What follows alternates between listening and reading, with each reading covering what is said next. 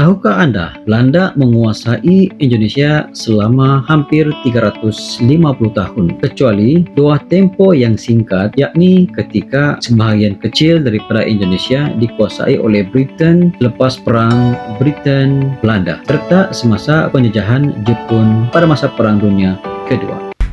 Indonesia satu-satunya negara yang tidak menggunakan bahasa negara penjajah.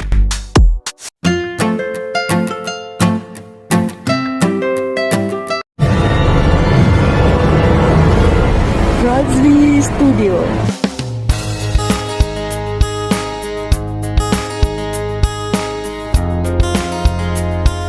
Assalamualaikum warahmatullahi wabarakatuh. Kembali lagi bersama Razli Studio. Bagi Anda yang baru hadir, terima kasih. Salam persahabatan, salam perdamaian, salam sejahtera kepada Anda yang hadir di channel ini. Pada hari ini saya akan buat satu video reaction yang berjudul Super Bangga, Indonesia satu-satunya negara yang tidak menggunakan bahasa warisan negara penjajah. Wow, ini fakta cukup luar biasa guys. Dan sebelum itu, video ini saya buat daripada channel Kiki Khoto. Seperti biasa, jangan lupa berikan sokongan dan dukungan kepada channel Kiki Khoto dengan memberikan subscribe, like, share, dan juga komen-komen yang membina. Tanpa basa-basi, ayo kita simak video ini.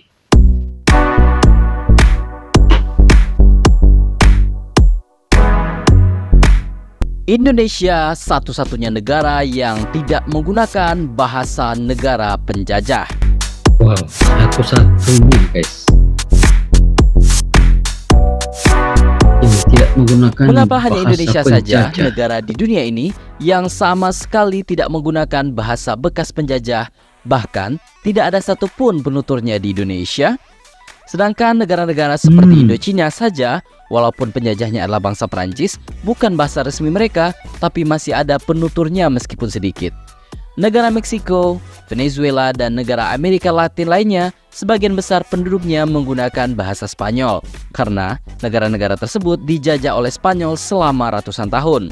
Dan masih banyak contoh negara lain yang juga menggunakan bahasa-bahasa dari negara penjajahnya, seperti India, Malaysia, dan Singapura yang masih mempertahankan bahasa Inggris, kemudian juga dengan Filipina yang masih mempertahankan budaya Spanyol. Tapi hebatnya, bangsa Indonesia menolak bahasa penjajahnya, yaitu bahasa Belanda. Sekalipun kita dijajah 350 tahun oleh Belanda, bahasa Belanda dilupakan begitu saja sama sekali oleh bangsa Indonesia, dan hanya tersisa beberapa kata yang sudah terserap sebagai bahasa Indonesia. Ketika masih dijajah oleh Belanda, bangsa kita sudah menerapkan bahasa Indonesia menjadi bahasa nasional, yaitu ketika Kongres Pemuda Kedua yang melahirkan Sumpah Pemuda. Bahkan dalam Kongres Pemuda, kalangan terdidik yang hanya bisa berbahasa Belanda dan daerah merasa malu, serta merasa perlu meminta maaf karena menggunakan bahasa Belanda dan tidak bisa berbahasa Indonesia. Sejak saat itu, mempelajari bahasa Indonesia menjadi salah satu agenda banyak anggota pergerakan. Indonesia sendiri mempunyai jauh lebih banyak jumlah bahasa, yaitu 746 bahasa, tapi tidak berperang. Malah menetapkan satu bahasa, yaitu bahasa Indonesia menjadi bahasa pemersatu Indonesia. Ini adalah salah satu kelebihan dari Indonesia kita. Pendapat lain dari penulis berinisial FH membeberkan kenapa Indonesia tidak menggunakan bahasa peninggalan bangsa penjajah, layaknya bangsa lain yang pernah dijajah seperti India, Malaysia, Singapura, ataupun negara lain di wilayah Amerika Latin. Pertama-tama, pertanyaan ini akan saya pecah dulu menjadi 3 pertanyaan. 1. Mengapa Indonesia tidak menggunakan bahasa Belanda sebagai bahasa resmi? 2. Mengapa tidak ada satupun penutur bahasa Belanda di Indonesia?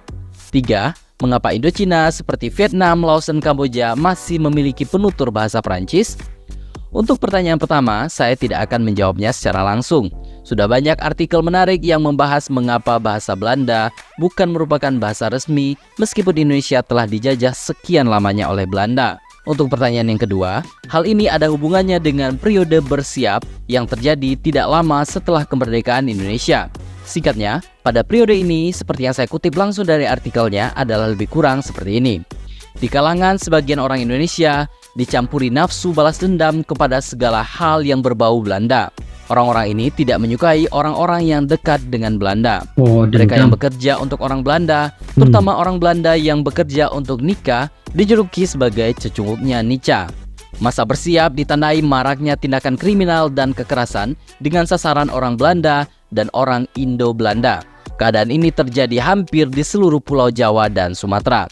Begitu tulis Triwahyuning M. Irsyam dalam sebuah buku berjudul Berkembang dalam Bayang-Bayang Jakarta, Sejarah Depok 1950 hingga 1990-an. Persekusi dan kekerasan fisik yang dilakukan terhadap orang-orang pro-Belanda ini, menurut Ger Ostindi, dalam Serdadu Belanda di Indonesia 1945 sampai 1950 yang diterbitkan tahun 2016, disertai dengan penyiksaan fisik dan pemaksaan untuk seksualitas. Perkiraan jumlah orang Eropa yang di bumi hanguskan pada periode bersiap ini antara 3.500 hingga 20.000 orang. Akibat pembasmian dan pembersihan ras terhadap segala sesuatu yang berhubungan dengan Belanda, kemungkinan besar hal tersebut yang mengakibatkan tidak ada satupun penutur bahasa Belanda di Indonesia. Sedangkan untuk pertanyaan yang ketiga, negara-negara Indochina seperti Vietnam, Kamboja, dan Laos masih menjadikan bahasa Prancis sebagai bagian dari kurikulum sekolah mereka. Di Laos, bahasa Prancis masih dianggap sebagai bahasa diplomatik dan perdagangan. Sementara di Kamboja, bahasa Prancis masih dianggap penting untuk menunjang sektor pariwisata, serta banyak media di Kamboja yang masih menggunakan bahasa Prancis. Namun, pengaruh bahasa Prancis mulai tergantikan oleh bahasa Inggris yang dianggap lebih berguna sebagai bahasa internasional di ketiga negara Indochina tersebut. Sementara itu, pendapat yang sangat berbeda justru disampaikan oleh pria bernama ML. Sejatinya, meski sangat kuat dan kaya raya, Belanda adalah negara kecil. Penduduk Belanda kala pertama kali patungan lewat pasar saham untuk mendirikan VOC hanyalah 1,5 juta penduduk saja. Sementara penduduk Pulau Jawa pada saat itu sudah mencapai 3,7 juta penduduk. Bayangkan itu hanya di Pulau Jawa saja. Itulah mengapa mengedukasi rakyat Hindia Belanda tidak pernah menjadi opsi yang logis untuk Belanda. Pun halnya dengan misi membawa peradaban. Kalau sampai rakyat Hindia Belanda dianggap cukup berpendidikan dan beradab, apalagi kalau sampai wilayah Hindia Belanda diinkorporasi dalam entitas kerajaan Belanda, bukankah parlemen akan didominasi oleh orang Jawa, Melayu, dan Sunda? Itulah mengapa akhirnya orang Hindia Belanda tidak pernah diedukasi dalam bahasa Belanda. Penulis sendiri mengatakan bahwa saya sendiri adalah seorang nasionalis dan bangga dengan negeri ini. Namun harus saya luruskan faktanya bahwa bangsa Belanda menjadikan bahasa Belanda eksklusif hanya untuk kaum mereka sendiri.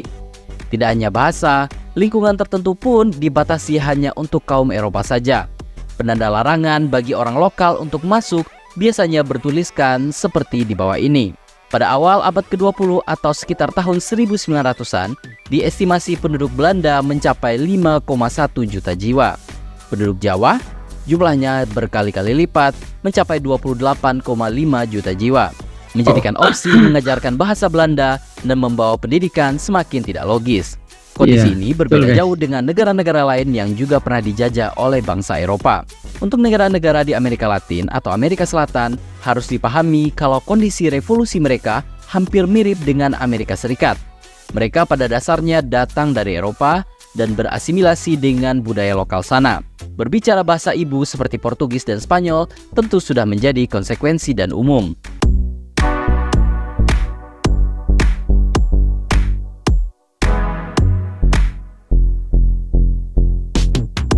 Apapun itu alasannya, Indonesia kini telah menjelma menjadi kekuatan dunia baru yang terus berkembang tanpa bisa dibendung lagi.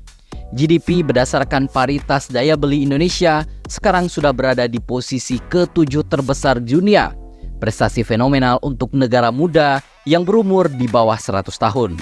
Bisa dibayangkan bakal sebesar apa Indonesia nanti di ulang tahun emasnya yang ke-100 tahun di tahun 2045 mendatang. Mari sama-sama kita saksikan Indonesia Raya yang benar-benar nyata di depan mata kita. Jadi, bagaimana menurut pendapat Anda? Bagaimana menurut Anda?